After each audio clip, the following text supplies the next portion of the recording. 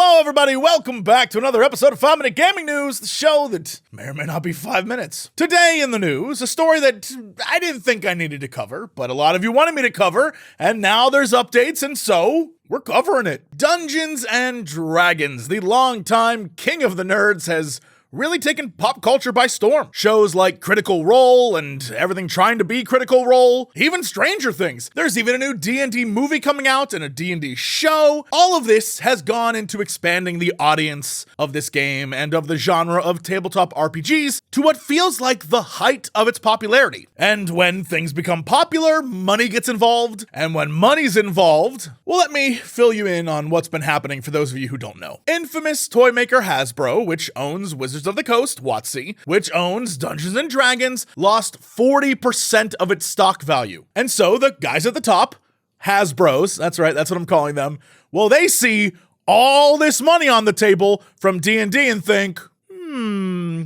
we could use some of that. And aside from all the Kickstarters and the Patreons and the money being made on Twitch or wherever, that there's a lot of money on the table and they aren't getting any of it and they deserve a cut. And so this past week, they decided to change their open game license, OGL, which, according to the documents, Hasbro has sought to require independent publishers and content creators to report financial data directly to the company's Wizards of the Coast division, which includes D&D. At a certain threshold, the revised agreement would have forced independent creators to pay significant fees. So basically, the way it works is if you run like a D&D campaign online and you make some money through Patreon to fund the whole thing, at a certain point, at a certain amount of money, they want 25%. In The Guardian, they had a great quote, and I'll just repeat it here. It honestly feels like your grandfather paid for your college education. And now that you're 40 years old and have a stable career, he says you owe him 25% of all the money you've been making. Which is to say that D&D has been around for 50 years,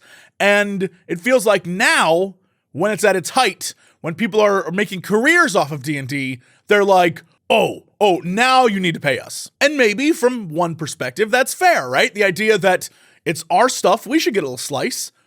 But on the flip side, they wouldn't be getting any money right now if it weren't for all the people hyping up their product and all the people talking about how amazing D&D is now and getting people interested in it. If anything, that's where they're making their money and where they should be content to do so. You have all these people evangelizing your product. The core books and the rule books and all that, like, sell those things, make your money.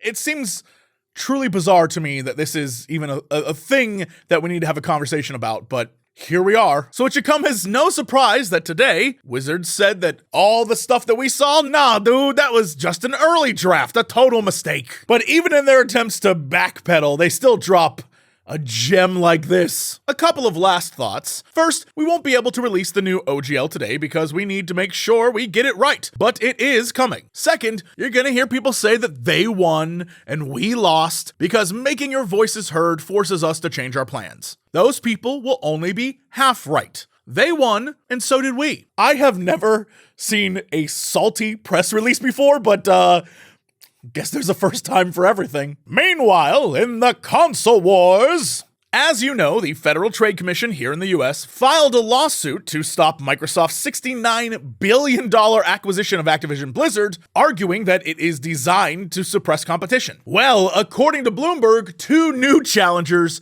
have entered the arena. Nvidia and Google are now weighing in as well, and they're siding with the FTC and Sony, saying it would give Microsoft an unfair advantage in the cloud, subscription, and mobile gaming markets. In a statement to Bloomberg, Microsoft spokesperson David Cuddy said, "We are prepared to address and have been proactively addressing issues raised by regulators or competitors to ensure the deal closes with confidence." He added, "We want people to have more access to games, not less." Which is an angle that Microsoft has been coming from for 6-8 months at this point. But as has been mentioned by EU and UK regulators, it's kind of not the truth when it comes to things like Bethesda, for example, where they said the exact same thing and then didn't do it. So it looks like the longer this drags out, more and more companies are going to want to jump in and have their say. So the console war marches on. Anyway, we're finally back for a Friday, so you know what that means. It's time for your CrenMinute.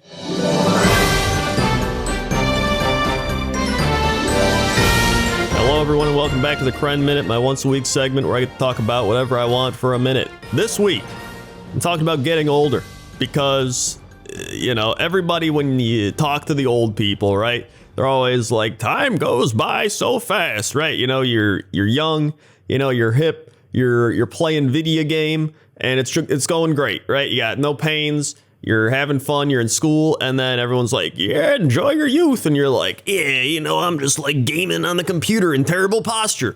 And then, before you know it, you get older, you start hitting your late 20s, your 30s, or 40s, and then you're like, oh man, my posture. And then you're like, oh God, my digestive system. And then you're like, what are these kids doing today? They're TikToking and they're wearing clothes that are different from what I wear. And then, before you know it, you go on YouTube and you're reading the comments section and someone's like, wow, this video's from 2010. I was born in 2010. And then you just sit there and you're like, I'm old. But I'm not that old. That's the CrenMinute. Thanks, Crendor. I do feel that old sometimes. Yeah, but if you want to support this old man, you can do so over on patreon.com/Jesse Cox, where you can hang out with Brenda Hernandez and the Bushes, Daniel Powell, and Daniel Jones. Anyway, that's it for me. See y'all Monday for another episode of 5 Minute Gaming News.